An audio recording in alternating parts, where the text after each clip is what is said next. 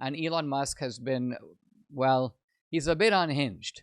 And he says he's going to start a new party. He's going to primary all the people who said they would cut the budget but have voted for this bill.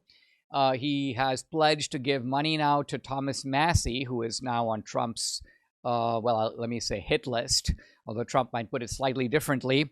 And Elon Musk is threatening to muck up the works. Trump is clearly annoyed. Trump goes, we might have to put Doge on Elon. You know what Doge is? The monster that might have to go back and eat Elon.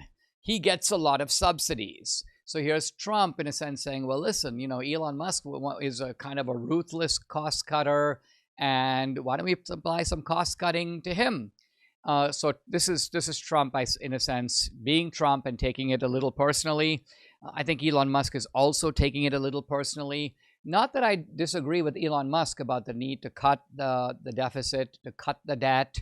Long term, we can't go on this way.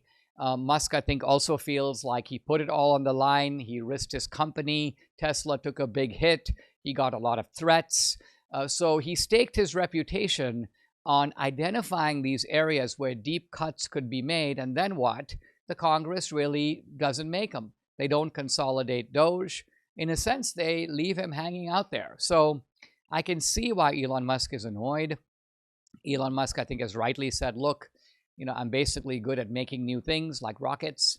I'm going to go back to doing that. I'm going to work on AI. There are huge productivity gains that can come through technology, and I'm going to focus on that. I think all of that is right, but I think a little part of Elon is still embittered by this experience, probably also somewhat embittered at Trump. And so there's a falling out here, which I think is a real pity. Why?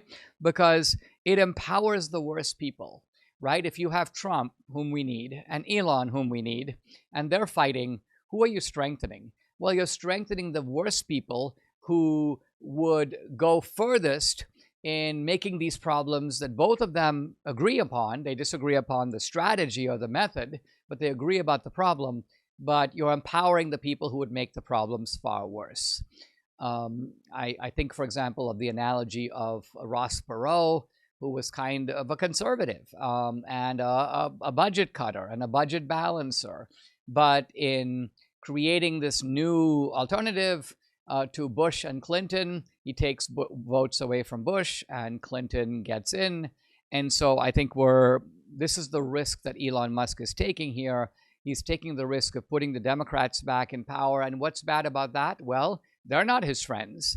They're going to go after him, Elon Musk. And I think deep down he knows that. So I'm actually hoping for some kind of treaty, some kind of rapprochement. Maybe these guys need a mediator, although I would hesitate to say who that mediator could be. But as I say, we need Trump and we also need Elon Musk. For full shows, live and on demand, it's Salem News Channel.